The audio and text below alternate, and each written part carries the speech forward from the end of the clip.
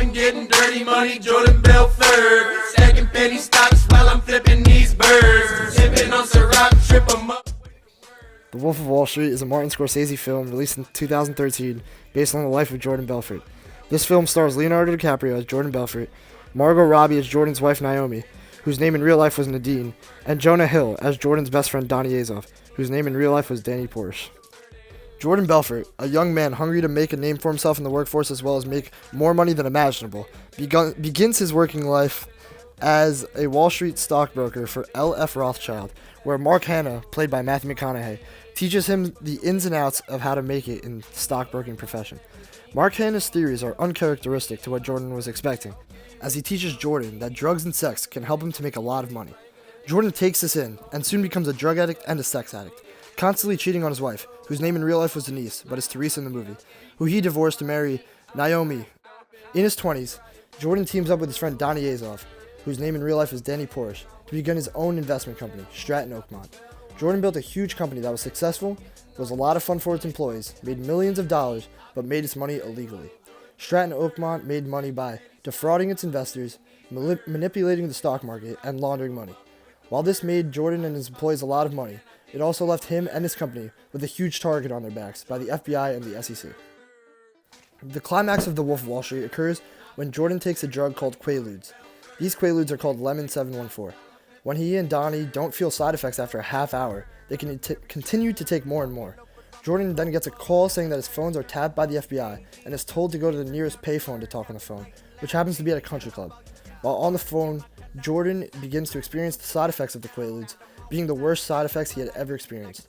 This overdose caused him to experience a new phase, which Jordan describes as the cerebral palsy phase.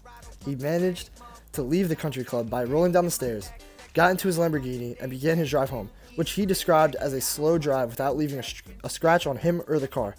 As it turns out, his car was actually destroyed and it wasn't a safe drive home at all. When Jordan gets into his house, he sees that Donnie is talking to the Swiss banker on the tapped home phone. Jordan and Donnie, both experiencing terrible side effects to their Quaalude overdose, fought over the phone. Once they were able to hang up, Donnie ate a sandwich and began to choke on it. Jordan comes to help as he saves Donnie's life by giving him CPR. As the film starts to come to an end, the FBI has Jordan Belfort wear a wire. He talks to the employees from Stratton Oakmont. When talking to his best friend Donnie, he slips him a note telling him not to incriminate himself and informing him that he's wearing a wire. The FBI finds this note, implied by the movie that Donnie gave the note to them, and they arrest Jordan. The FBI then shuts down Stratton Oakmont and arrests many of its employees. Jordan ends up serving 22 months in prison after an original 4-year sentence. The final scene of the movie is set in Auckland, New Zealand at a seminar. The host, which is a cameo for the real Jordan Belfort, introduced Jordan Belfort in the movie to talk to the crowd. Jordan approaches people in the first row and references an earlier scene in the movie by asking them to sell him a pen. I really like this ending due to 2 reasons. First, it referenced an earlier part of the movie, which I really enjoy in films. Second, it showed what Jordan Belfort was doing nowadays, being a motivational speaker and giving advice to young entrepreneurs. Well, this pen works, and I personally love this pen. The Wolf of Wall Street seems to be very accurate as it is based on a memoir written by Jordan Belfort himself. In fact, Martin Scorsese made sure to include specific dialogue from Jordan's book. Additionally, an FBI agent stated, "I tracked this guy for 10 years, and everything he wrote is true," which makes his book a credible source to make this movie accurate. One accurate depiction in the movie is Jordan's character, played brilliantly by Leonardo DiCaprio. It is true that Jordan was a drug addict and a sex addict, as portrayed in the film. It was no exaggeration when Jordan and his employees would spend days and nights in the office doing drugs and having sex. He also did give motivational speeches to his employees using a microphone. The movie also depicted an event when a female employee agreed to shave her head for $10,000 that she would then use to get breast implants. According to Jordan's book and other people who worked at Stratton Oakmont, this story is 100% true. The film showed Jordan's yacht, which he named after his wife, which is also entirely true in real life.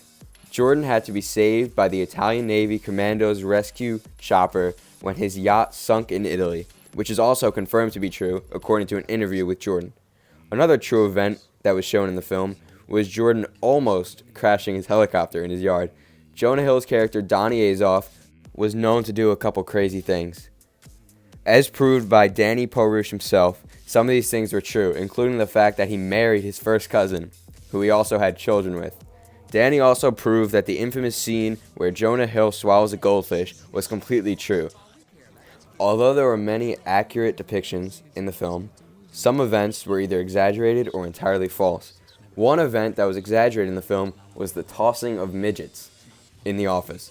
Stratton Oakmont did invite midgets to the office, but according to Danny Porush and Jordan Belfort, they were friendly to the midgets and never used any physical abuse against them. Another false event in the movie is how Jordan and Danny met. In the movie, they met in a diner, but in reality, Jordan's first wife introduced them to each other. In one scene, the offices at Stratton Oakmont have a chimpanzee. Danny proved this was not true, stating, "There were no animals in the office. I would never abuse an animal in any way." This is pretty ironic, seeing that he admitted to swallowing a live goldfish. Overall, the film is mostly accurate due to the book by Jordan being a reliable first-hand account of the reality during his rise and fall in the stockbroker profession. The accuracy of the film makes it even more enjoyable to me as a viewer, as it is a realistic depiction of something that actually happened. We both really enjoyed this film, and would grade it an A. We both think it is one of the best films we've seen, and we just really enjoyed just every aspect of the film. Thank you.